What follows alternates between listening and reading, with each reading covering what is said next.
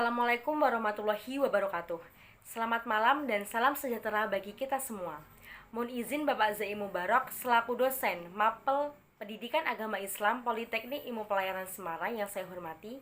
Pada kesempatan pada malam hari ini, saya akan membahas jawaban dari ulangan tengah semester Pendidikan Agama Islam.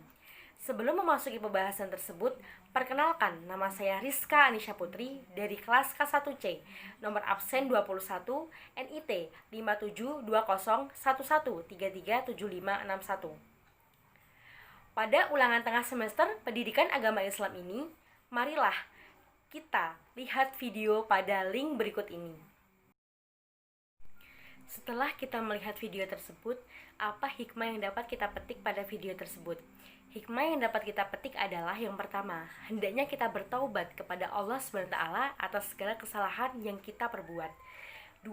Sesungguhnya Allah Maha Pengampun, maka hendaknya kita bersujud kepadanya agar surga menjadi jaminan kita. 3. Menjauhi diri dari perbuatan syirik, karena syirik merupakan dosa terbesar. 4. Terhindar dari kehinaan dosa dan balasan pedih dari Allah SWT. 5.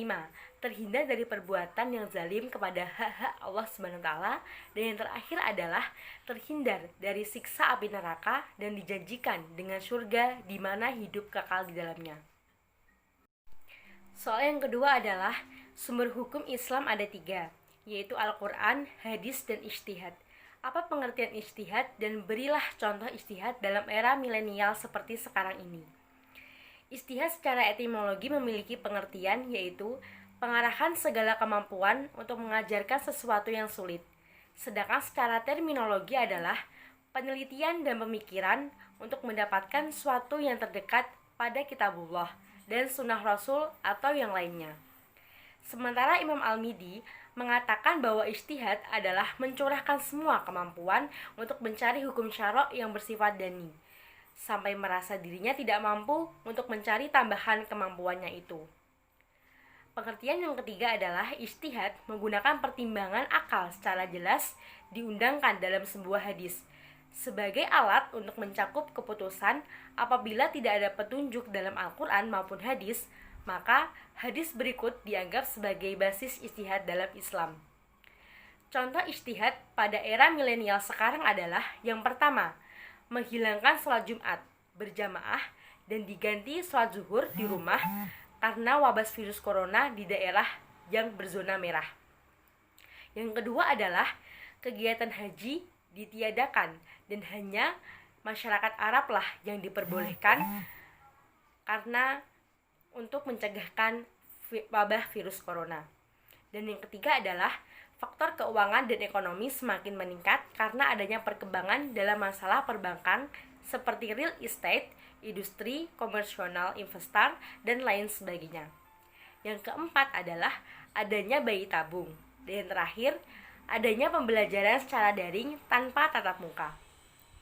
Itulah merupakan contoh-contoh ijtihad pada era milenial sekarang. Soal yang ketiga adalah menurut surat Al-Isra ayat 85, kita tidak diberi pengetahuan tentang ruh kecuali hanya sedikit saja. Mengapa demikian? Adakah hikmah mengapa kita tidak diberi pengetahuan yang banyak tentang ruh? Sesuatu yang gaib? Jelaskan. Penjelasan saya dari soal tersebut adalah manusia tidak diberi pengetahuan yang banyak tentang ruh karena manusia merupakan makhluk fisik yang memiliki raga dan tidak hidup di dunia ruh.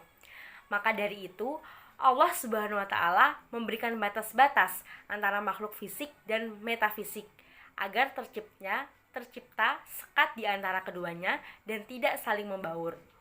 Hikmah dari pembatasan pengetahuan tentang ruh ini adalah sebagai penguji keimanan manusia.